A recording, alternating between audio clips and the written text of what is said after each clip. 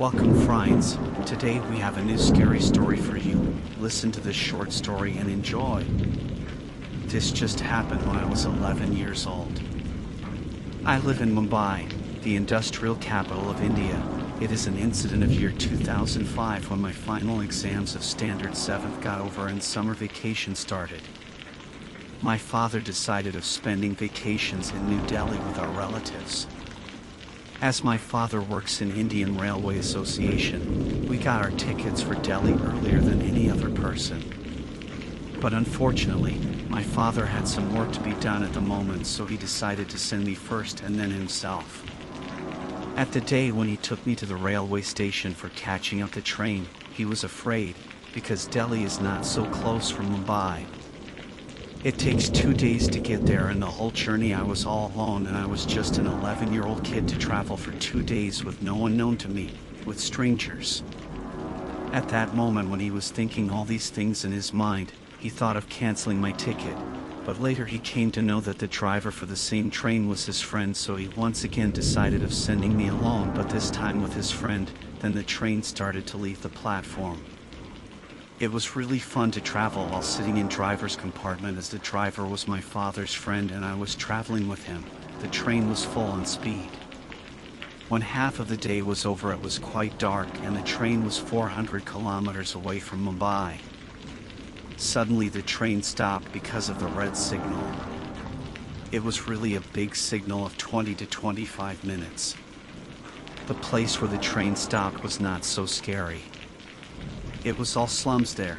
There were many small houses like huts, but no one was out. It was almost like pin drop silence. But what happened afterwards will blow your mind.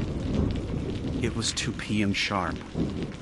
An old lady with a stick in hand, stick for support while walking, appeared from the road coming from the slums. She was short in height. She came near the driver's compartment where was the driver and I sitting. I was sitting at the window like all kids do for watching the scenery out of the window. The old lady came to me and called me by pulling my sleeve. She said, "Sir, give me some food." I wasn't having anything to give her, so I asked the driver to give her something to eat. The driver shouted at me and said, "Don't sit at the window." He shouted at the old lady too and said, "I have nothing to give you. Go from here," and used some abusive words to make the old lady go from there. Afterwards the train again started to go, and then he politely asked me, "Hey, do you want to sit at the window?" "Yes," I said, but then I asked him why did he shouted at me when I was first sitting near the window. Then he explained me everything, and by listening to that, the whole journey to Delhi I didn't sit near the window. He told me to see outside the window and to see that how much is the distance between the ground and the train's window, where I was sitting.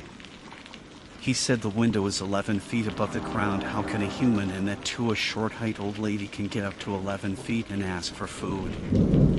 That made me understand that she was now a living human being. The driver told me that it was the spirit of the lady who was very poor and used to ask for some money or for food while the train passing from there had to stop because of signal.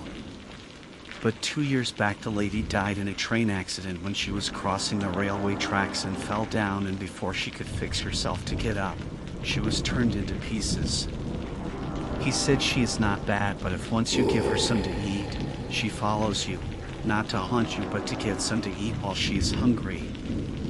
That's it, folks. Hope you like this story, and please don't forget to like, share and subscribe for more.